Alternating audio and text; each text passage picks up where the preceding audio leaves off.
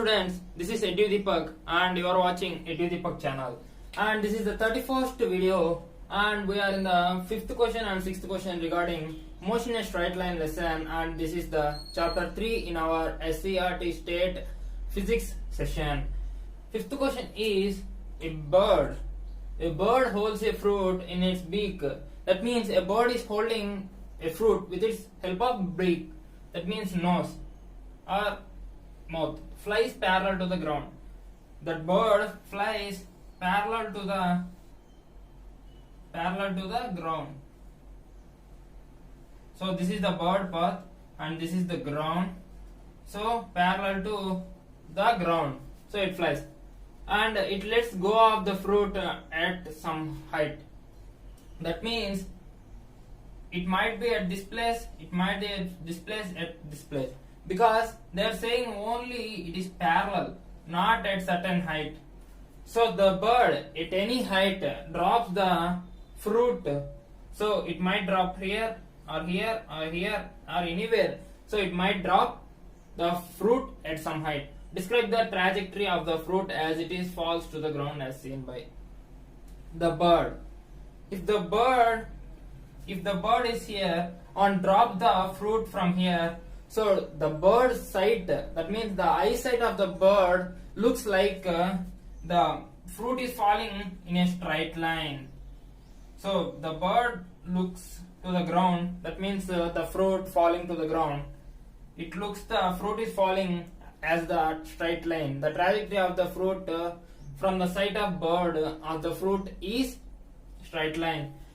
And a person on the ground. So a person on the ground observe the fruit falling from the bird to the ground, observes like it is falling like a parabola. So parabola. So the person on the ground watches like it is a parabola and the bird as straight line. This is our answers for 5th question and 6th question. A man run across the roof of a tall building and jumps horizontally on the roof of adjacent building. That means there are two buildings. Think this as building 1 and this as building 2. And the adjacent buildings is a man run across roof of the building and the distance is 10 meters. So in between the distance is 10 meters. So and the height difference between the roof is 9 meters. That means this is this much height and the height difference is, so this much height difference is 9 meters. So this much difference is 9 meters.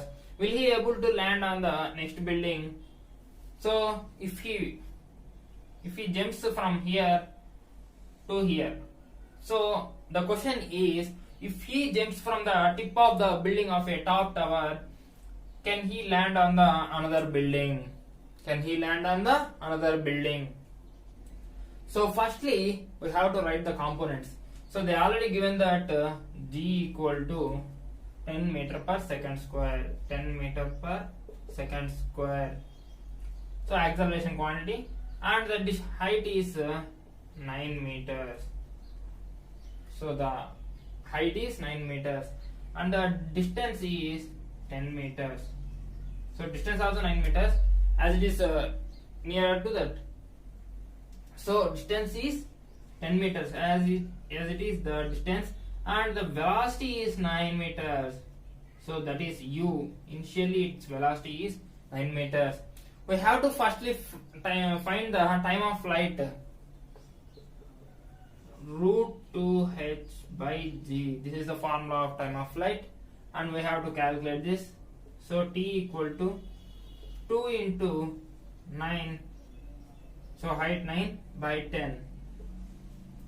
So this answer gives 18 by 10 and this gives the approximate value 1.3 seconds.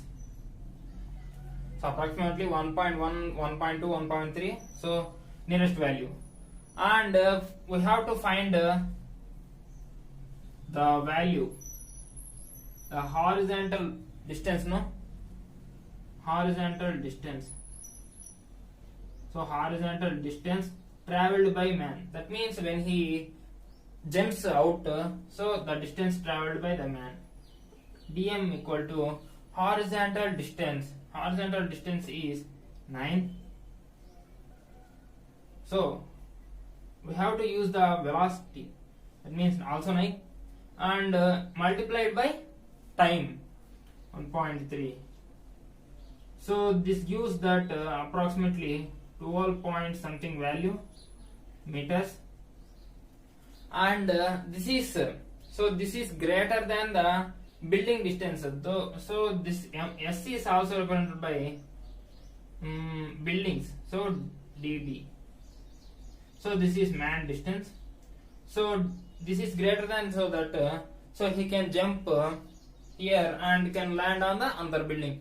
So this is the simple problem, and I will explain these all questions in Telugu also in the latest series in our channel. You can check it in the iCards or in the description box. You can check it in the previous videos or in the playlist or in the channel. So thanks for watching, students. Hope you like the video, and if you like the video, comment your opinion and like the video. Thank you, students.